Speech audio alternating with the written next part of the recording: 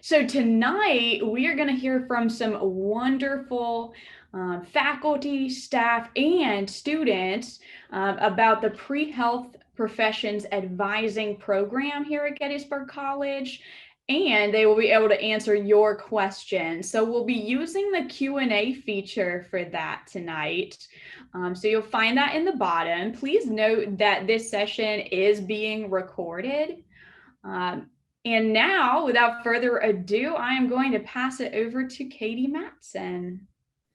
Welcome, everybody. It's great to have you here. I'm going to start out just by asking our panelists if they'd introduce themselves. So, hi, everybody. My name is Meredith Brown. I'm currently a senior at Gettysburg College.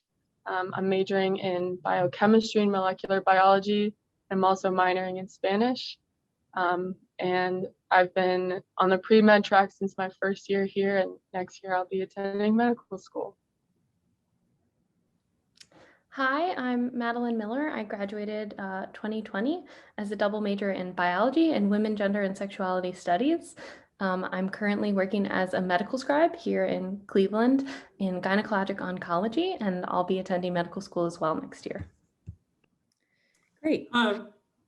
Sorry, go ahead, Josef. Hi, everybody. My name is Josef Brandauer. I'm a professor of health sciences at Gettysburg College. I imagine something like a human biology major. And I'm also one of the health professions advisors at the college. And my name is Katy Mattson. I'm the health professions advisor here at Gettysburg College. And I work out of the Center for Career Engagement, where I'm an associate director. So one of the things we wanted to start with, we want to have an informal conversation about health professions advising and health professions careers with our panelists. So one of the questions that we ask pretty regularly, I'm sure our panelists can attest, is why medicine and a career in the health professions? I can start with this question. So for me, my why medicine really comes from my background and growing up with my grandmother and my mother, both as role models in my life. They really showed me what it means to grow up in faith, and to me, I learned that it means to believe in something that's bigger than yourself, and in your life to want to contribute to a cause that's bigger than yourself. And so, like, looking for what I wanted to do in my life, I was trying to figure out what would let me really serve others around me. In college, I came here and I knew that I wanted to contribute to the community around me.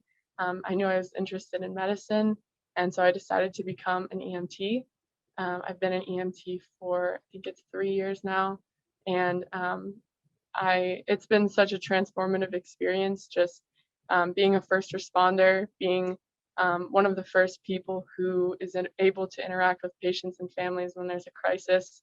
And it just really showed me the power of service in medicine. And this really formulated my drive for why I want to go to medical school and why I want to become a physician. So. Yeah, similar to Meredith, I knew I wanted to be a physician rather young. My mother works at a all-women's college around me in biology, so I sort of grew up with that love for science, and at that same time, I got to meet all these amazing women that cared about social justice and taught me about these things. So I knew going into college that I wanted to minor in women, gender, and sexuality studies. Obviously, that turned into a major because when I came to Gettysburg, my idea of being a physician sort of changed from, I still had that love for science and love for taking care of people, but through my major as in WIGS and also through my experiences at Gettysburg and in the larger Gettysburg community of the county, I started to learn about medical bias and all the change in medicine that I want to be a part of making happen. And so Gettysburg really helped me completely form my idea of what medicine truly is.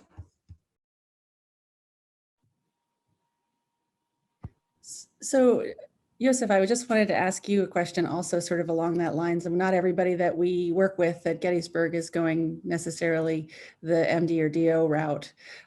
So kind of curious to know your experience with students who might pursue other health professions as well. Yeah, so I've been doing this health professions advising part of my job for over 10 years now, is having a health sciences department definitely puts the stamp on Gettysburg a little bit, in that we are supporting students who want to pursue a clinical career.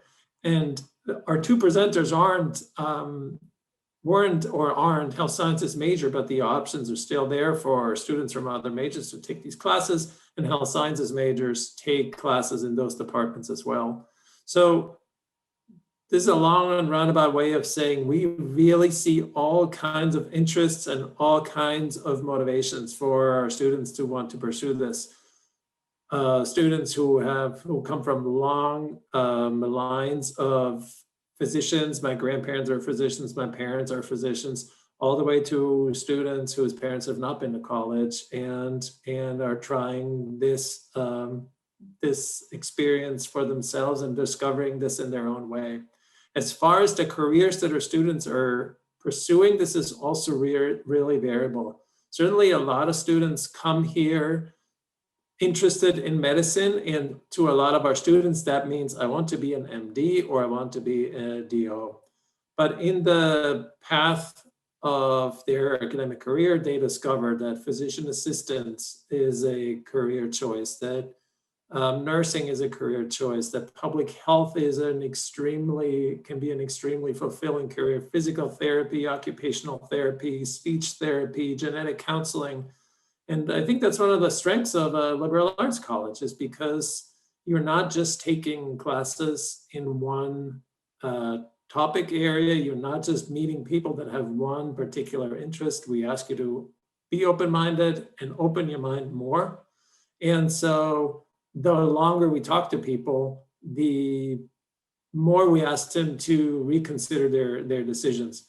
Madeline and Meredith, they are sort of students that we see all the time, right? They have really thought about this before. They thought about this in high school and previously. They want to go to med school. They're going to med school. And we're really happy for students who have that track, and we celebrate them. And we equally celebrate the people who are not sure or who are sure and change their mind. So we really see such a diversity of careers nowadays. And as our former president used to say at graduation, many of you will retire from positions that don't even exist yet.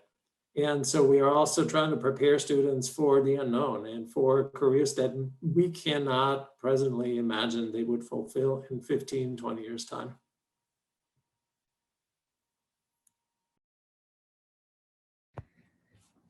Yeah, I think just to echo what you were saying, I think, one of the great things that we really encourage is experiential opportunities to test those waters and to sort of spend time with practitioners to make sure that this is, what you've envisioned is what it's going to look like moving forward. And that also, of course, helps when you are ready for the application process to make sure you're able to articulate those motivations, because sometimes when you've known for a long time, that can be a challenge.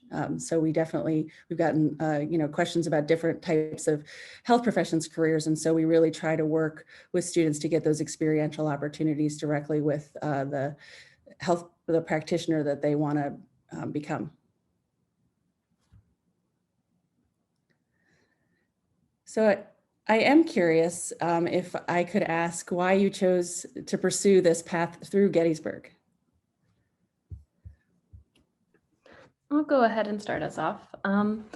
I came to Gettysburg because it's not one concrete reason, honestly. It made my top 3 because it had an amazing pre-med program and it had that women, gender, and sexuality program that I was interested in. But one of the main reasons it was at the lead was because of its history and the community around it. And I saw those community interactions, not just on the campus, but out in the community. And that community education that I obtained at Gettysburg is something that I wouldn't change for the world. And I didn't know I was getting, but I think somehow I knew by seeing the interactions when I visited campus. So I think it's from something so in concrete that made me choose to go to Gettysburg.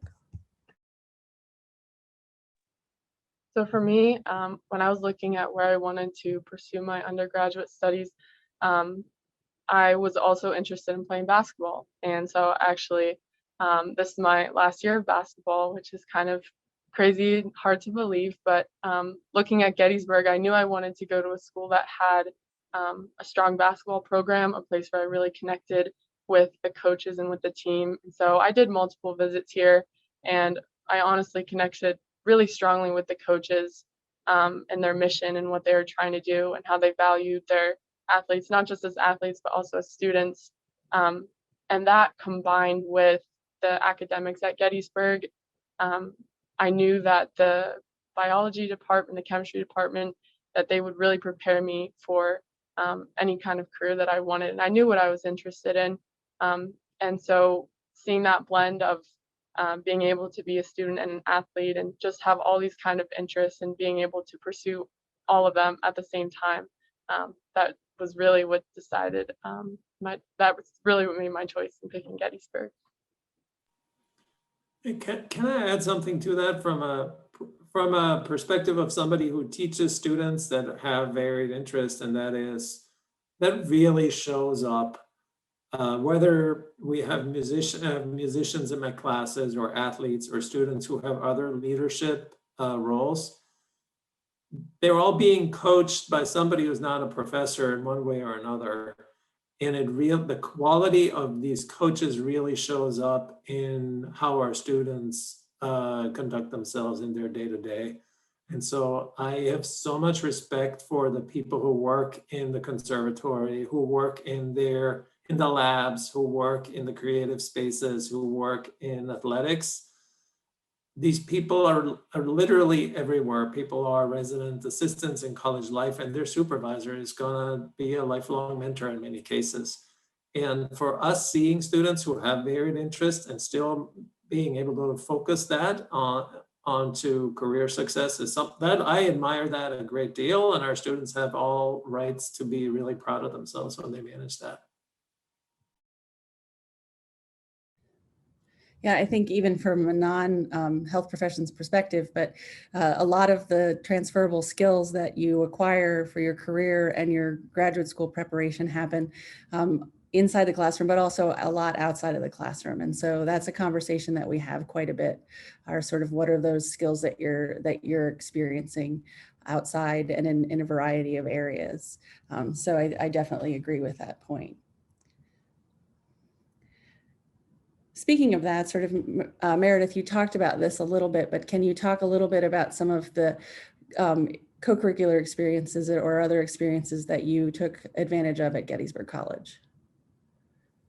Yeah, so for me, I dedicated myself to basketball in my first year, and that's something that I think has been really formative in shaping who I am, and it's really been something special in teaching me how to manage my time, how to manage stress, and how to be a leader. I think that's probably the most important quality that I got from basketball, and all of that is stuff that I think has been really helpful in helping me figure out why I want to be a doctor and how I want to be a team player in medicine too. So along with basketball, like I mentioned, I've been an EMT for a while, and when I became an EMT, I found out that there was an EMT or an EMS club on campus, and this club has actually been something that's been really helpful in allowing me to pursue EMS. It's kind of given me an avenue because the club has a connection to the EMS agency in the town of Gettysburg, and they really like college students. They really love working with them. They're really eager to get them experience. And so having a community of other college EMTs and other students interested in medicine, people who I could get experience with, people I could learn from, that's something else that really helped me to figure out medicine in my years here. Yeah. I was involved in a lot of research on campus for all 4 years, actually. My first year, it was through a class called PHAGE, and it helped fulfill my first intro bio class. And we went out to the apple orchards that surround Gettysburg the first day of class, and I got to find my own phage and start that research. And the next 3 years, I found another professor also doing phage research, and that became a large part of my time at Gettysburg. It also gave me a chance to work on prepping materials for classes, which earned me a couple extra bucks.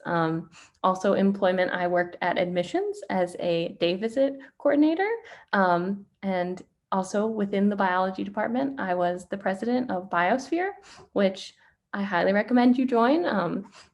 We had lectures by professors, and also we had cactus planting activities. It was a very well-rounded club.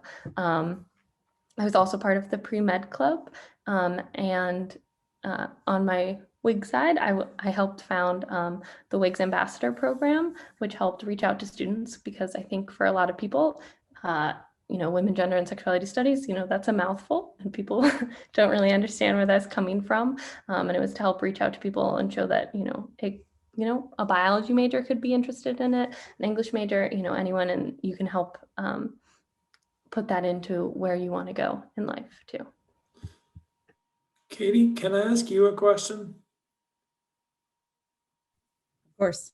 So just listening to Madeline and Meredith, there is such breadth of experiences, right? Just what those two just said in the last 3 minutes is just an incredible amount of different and varied experiences. And so one of the questions in the chat was related to that. And for me, that would be a question too. How do we even find out about that? And more specifically, the question was, what does pre-health professions advising look like? And at what part of or what point in your undergraduate journey does the advising actually start? So maybe you could speak to that a little bit.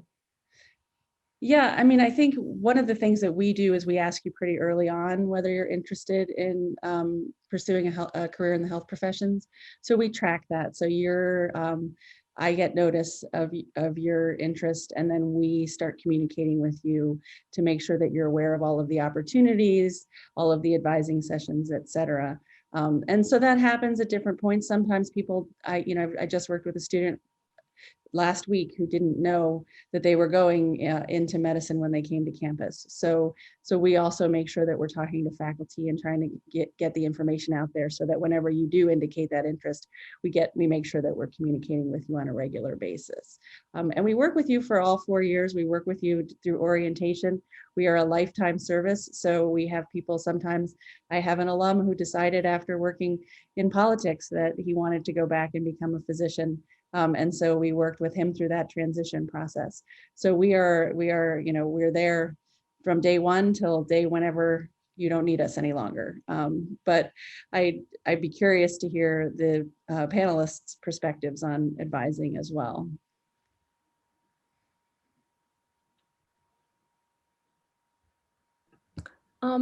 I was written down as someone who was interested in med school from day one. And I went to the yearly activities they had to remind us of what we needed, to be thinking about to go to school. But I was also someone who was very enraptured in college and thought, well, med school's a very long way away. I don't have to think about it yet. And so it was a great push to help me think about those things. And at the end, in my senior year, when I started, since I took a gap year, I started senior year really nose to the grindstone. And I, went to Katie's office freaking out a little bit, and she helped calm me down. And I was able to talk to other professors like Dr. Kittleberger, who is also a pre-health professions advisor, and they helped settle me down and make sure that I was doing all the right things. And I had a good idea of what I needed to accomplish. So it was very helpful, even though I'd gotten all of those classes beforehand and I was part of the pre-med club. They helped settle me down and make sure I was on the right path. Yeah, for me, I went into college interested in medicine and interested in becoming a physician, but to be completely honest, I didn't have really any idea like what the process was like, what kind of experiences I would need. I had no idea about timelines or anything like that. And so having the health professions advising was very helpful in trying to understand like, okay, what kinds of things should I think about doing? What kind of opportunities would be great opportunities to take advantage of? And timelines especially. When should I look at preparing an application if I want to go to med school right after my senior year? Even considering gap years too, all of that stuff. It's something that I don't even think about, that I wouldn't have even known anything about. It got me really thinking about, okay, how am I going to kind of strategically plan this out? And then another thing I would say is really helpful is that you kind of find a community of other pre-med students. So there are pre-health advising meetings that are held throughout the year, and just like through those and other kind of opportunities that you can take advantage of that you might hear about through pre-health advising, you get to meet other people who are interested in doing the same thing, and finding a community, finding some friends who are trying to pursue this path too. They're really great for just supporting you and supporting each other, and that's something else that I definitely got out of it. I love hearing that, because that's not necessarily the message that one gets from some other pre-health, pre-med programs in other places. But one of the ways I would describe our operation is mutually supportive of one another. You don't compete with the person next to you about your entry spot into a particular med school. And I think we try really hard to be a supportive environment, because it's hard enough the way it is. If I can add a little bit on the orientation piece that Katy mentioned, the health profession, Katy said the health professions advising starts during orientation. That means before your first day of classes. So even before you step into that first bio classroom on the first day, we hope to have already spoken with you and helped you understand some of those things that are difficult. And it's the things that you don't know, right? That's what Meredith, I think, was saying. I wasn't even aware I had to plan this 2 years ahead or a year in advance. And other decisions, you can kick that can down the road and wait until you have more evidence to make you decide one way or another. And from personal experience, I know that Katy is a master at that. And I think it's really helpful to structure these decisions by time and make some of them early and some of them can wait. And that can be just that nice sigh of relief. I think I'm doing the right thing in the right order, and you don't have to worry about it anymore. And that's really a big part of health professions advising that we're trying to accomplish. The other related piece here, somebody in the chat asked, I'm interested in a healthcare career, but I'm not sure which one career path I want to take. You and everybody else. That's the most common question that we get. And again, this is a decision that you can delay. So in the beginning, you're going to take introductory biology, whether you are a physician or an occupational therapist or a physical therapist. It doesn't really matter. You're going to take bio. And so you don't have to decide at the get-go. So you have some time to maybe shadow, maybe do some externships, some internships, some informational interviews. The pre-med club brings professionals onto campus or it connects you to them via Zoom. We now have basically our college version of LinkedIn, where our graduates are mentoring formally our current students. And so there are ways by which we will connect you to professionals in that field so you can form your own opinion and you can collect your own evidence. And over the course of a few years, that decision gets easier and easier. My cousin is an occupational therapist and she's very happy as an occupational therapist. And I'm not sure she would be as happy as a physician assistant. She found the right career because of those sort of personal interactions that she's had. Yeah, I echo that. I like to sort of push a little bit and ask you, are you really sure this is what you want to do? Just because, for a number of reasons, to cement that, or perhaps look at some other options too, to make sure that you're happy with the direction that you're headed in. I did want to add a little bit about the health professions advising. Madeline, you referenced this a little bit about Dr. Kittelberger.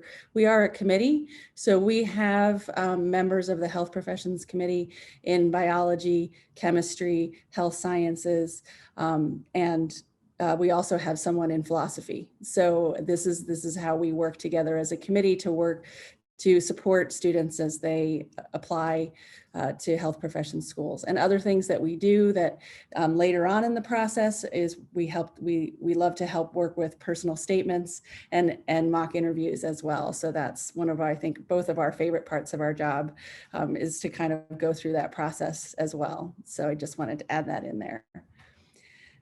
As Dr. Brandauer was saying, you have had a lot, a depth and breadth of experiences. And so that's a lot to handle, as well as a very challenging curriculum. So I'm curious to know if there were ever times that you might have struggled, and or what sorts of resources are there at the campus to help you to manage your challenging curriculum and also all of the other experiences that you're involved in.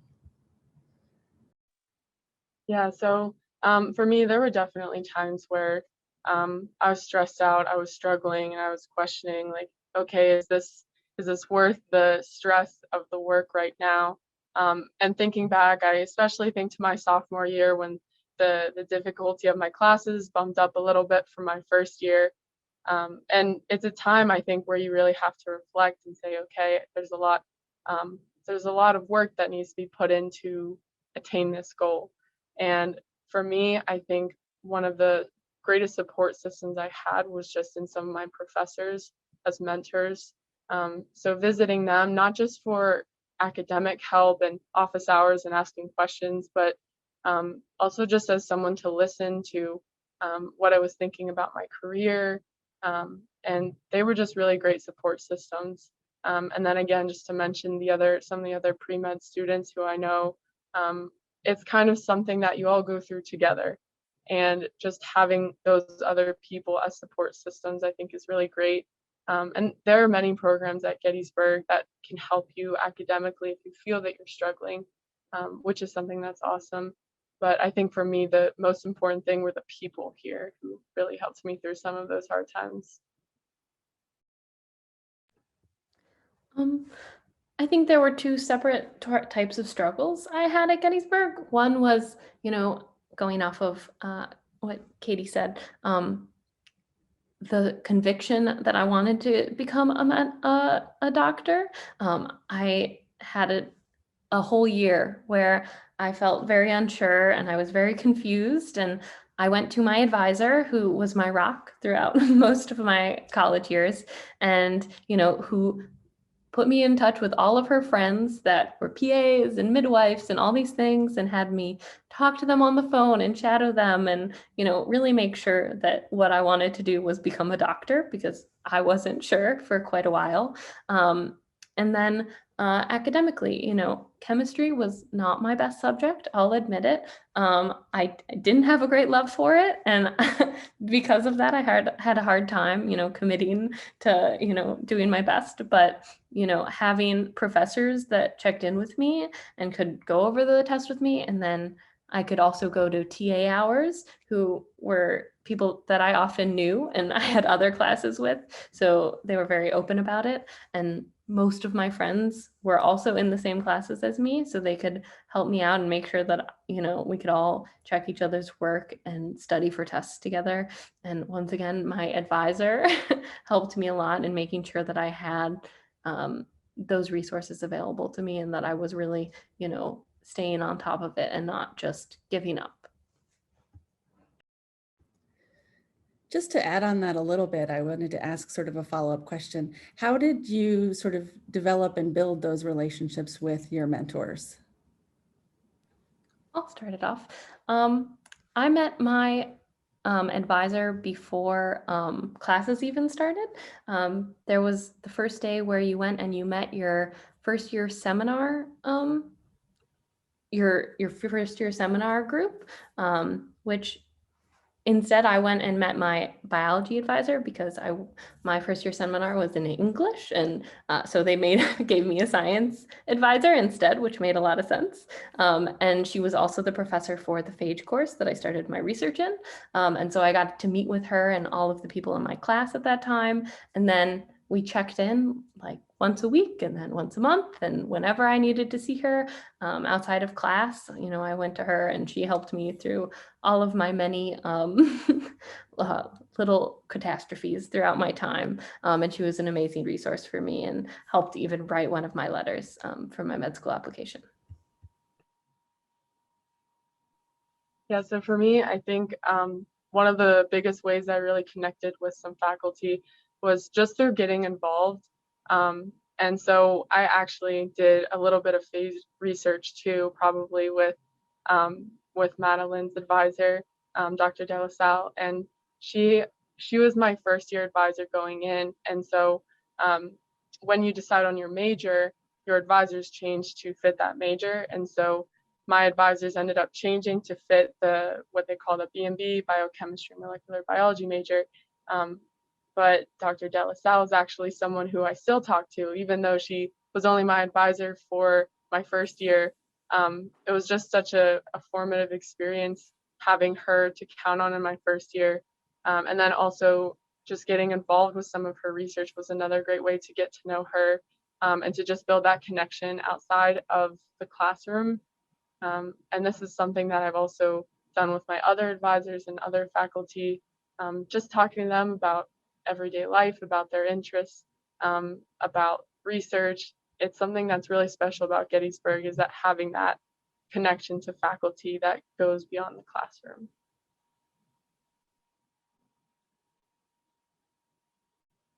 As somebody who does a lot of the advising, it's one of the most rewarding parts of my job, and you don't get hired at Gettysburg as a professor if you don't have some convincing evidence that you take advising and mentoring seriously. That is not a recipe to professional success at Gettysburg. That's the job. And you better enjoy it, because you will do a lot of it, because that's why we're here at a mostly residential liberal arts college.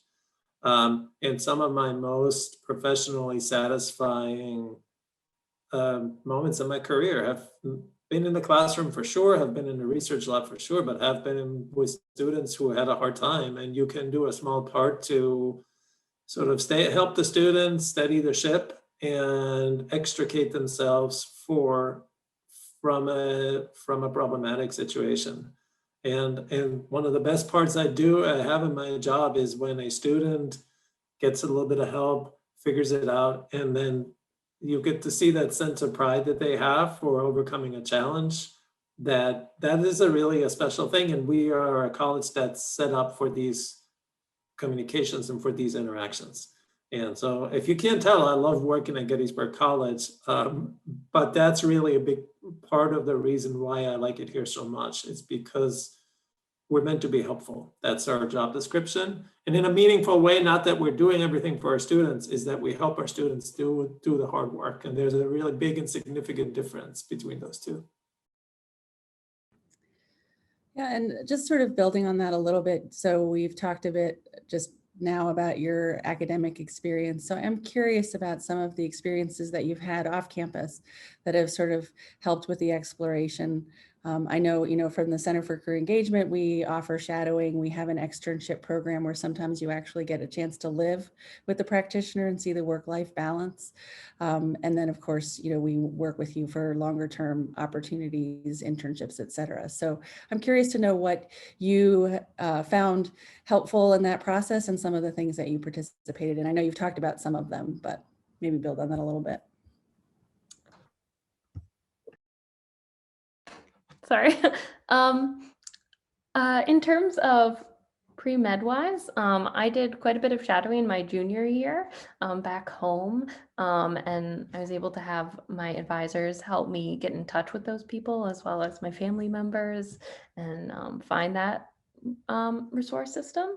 But I think one of the most important off-campus experiences I had was still in Gettysburg. I forgot to mention, I had two advisors actually in school because I was a double major. So I had my women, gender, and sexualities advisor as well. And she helped me get in contact with two programs during my time in Gettysburg. One was Big Brothers Big Sisters, and the second was At Work Ready, which was a program to help mostly single mothers get life skills so they could get a job, like learning how to drive, English language research, getting their GED, things like that. And so she sent me up there, and that experience in the community, I think, changed completely my idea of who I wanted to be when I grow up, and also made me a major rather than a minor in women, gender, and sexuality studies, because talking with these women, some of them from migrant communities, some not, and seeing their experiences of medical bias and the issues they're having, to get their children into a pediatrician or to get postpartum care and things like that really changed my idea of what medicine should be, and made me interested in women's health specifically, and made me focused on making sure that, all women get amazing care, and that, there's access to this care. So that community engagement wasn't something I knew I was applying for when I got to Gettysburg, but it completely changed completely what I was thinking. For me, one of the bigger off-campus experiences I had was a research internship that I did after my sophomore year. And this experience was honestly very formative in regards to my interest in research.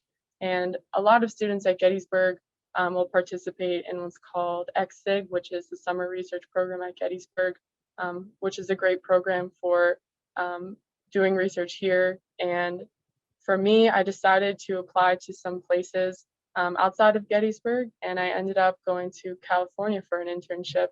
And there I got to I got to experience a completely new institution, and I got to meet new people and learn about completely new projects. I ended up working in a lab called the Center for Genomics, and I got to learn a lot about DNA sequencing and all of this really cool genomic technology. And just having a summer to really dive into research was something that really helped me consider, okay, is research something I want to do in my medical education? Am I interested in MD, PhD? How do I want to weave research into my career? And so that was honestly something that was one of the most transformative experiences I had off campus. And then also something that I really enjoy is art. I've been a painter for a while. I recently, in the past couple of years, started selling paintings and having some art in some art festivals. And while this does seem completely unrelated to medicine, it's been something that has helped me to just continue to explore my interests. It's not only a stress reliever, but through selling art and meeting people who are in the art world, it's been a way for me to just connect with so many new people. And going into medicine, I've considered, how does art fit into that as a provider? And it's been something that I've had the chance to talk about on interviews. And so I just really encourage you. There's really not a checklist of experiences that you need to have for a health professions career. I think exploring something you're really passionate about and seeing how that weaves into what you want to do, that's something that you really get the chance to do as a student at Gettysburg. So. Katie, I think Maddie would like to add something here. Something else I would like to touch on that's off campus, but facilitated by pre-health professions.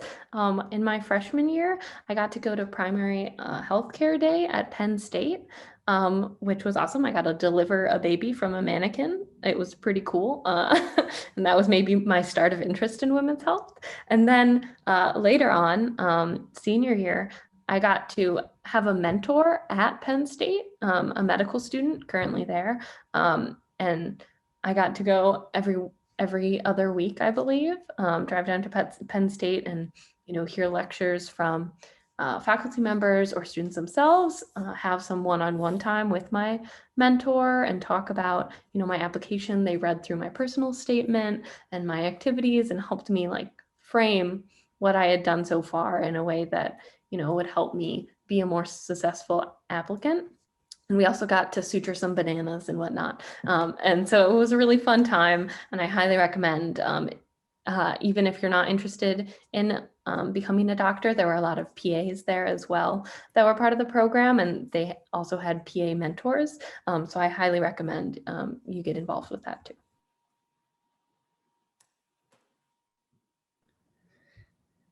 I am curious. So I know we're starting to come up to the close of the program, but I'm curious to know if you would be willing to share whatever you're comfortable sharing about the application process and where you're headed next year.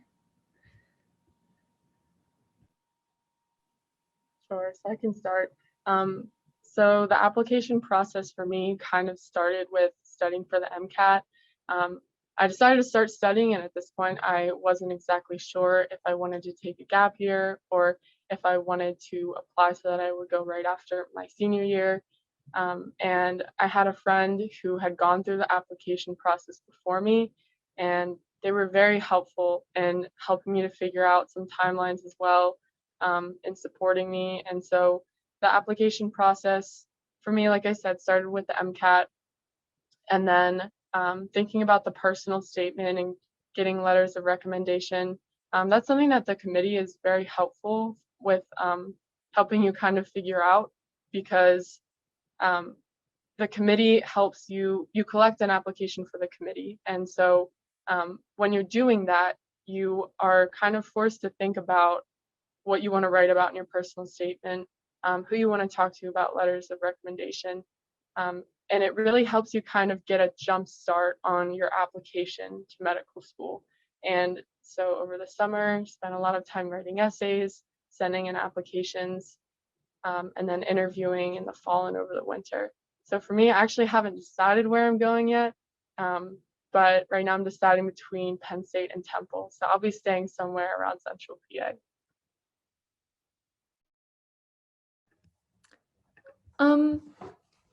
For me, I decided to take a gap year around the end of my sophomore year, just because I didn't think I was quite ready to just go straight into med school, and I wasn't ready to apply junior year. And so senior year, around on my winter break, I started studying for the MCAT. I was planning to take my MCAT on spring break, which was also when the COVID-19 began. So my MCAT was pushed back, I think 4 times. I ended up taking it in the summer, but honestly, that was very helpful. It gave me a lot more time to study. And also around that time, Meredith sort of mentioned all of the, panelist ways, but in addition, I, had my mentor at Penn State, and I also virtually got to meet with Katy to read over my personal statement, and I even sent it to our writing workshop that we have at Gettysburg. They went virtual as well, and I was able to send it to them. I sent it to as many people as possible to get it read, and Katy also helped me do a mock interview, which really helped me because I don't think I had the confidence to go into an interview, and doing that interview and her telling me that I was doing okay made it a lot better. And also, having that resource, I didn't think that I was the best candidate. And, I think that if you look on the Student Doctor Network, maybe you're a little discouraged because people with 4.0s and, perfect MCAT scores didn't get in. But, having that passion and being able to highlight that in your personal statement and in your interview, I got way more acceptances than I could have ever imagined. And I think that's 100% because of this Gettysburg and the pre-health committee. And I am planning to, I think, go to Campbell University in the summer. I applied pretty much all DO because of my women, gender, and sexualities background. And, I learned there the concept of intersectionality, and that, all these things are connected in oppression. And, I think that includes health as well. And your health is impacted by the oppressions you bear and, all those different factors. And I think considering that in your care of a patient is really important. So I think I'm going to Campbell University in North Carolina, but we'll see.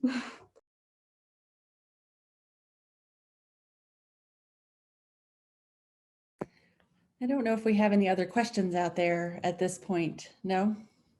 I think we covered it, and we've been, Madeline and Matt and Meredith both put their email addresses in, and so did I. And so we encourage you to get in touch with us if you have questions. We may not know the answers, but we know who does if we don't, and we will do our best to get back to you with some concrete answers to your questions. For sure. Thank you so much to the four of you for all of this information and stories and just so much. And if you do have any questions, please reach out to our presenters today or directly to the admissions staff, your regional representative, whomever could be of help to you. So thanks again for joining us, and have a good rest of your evening.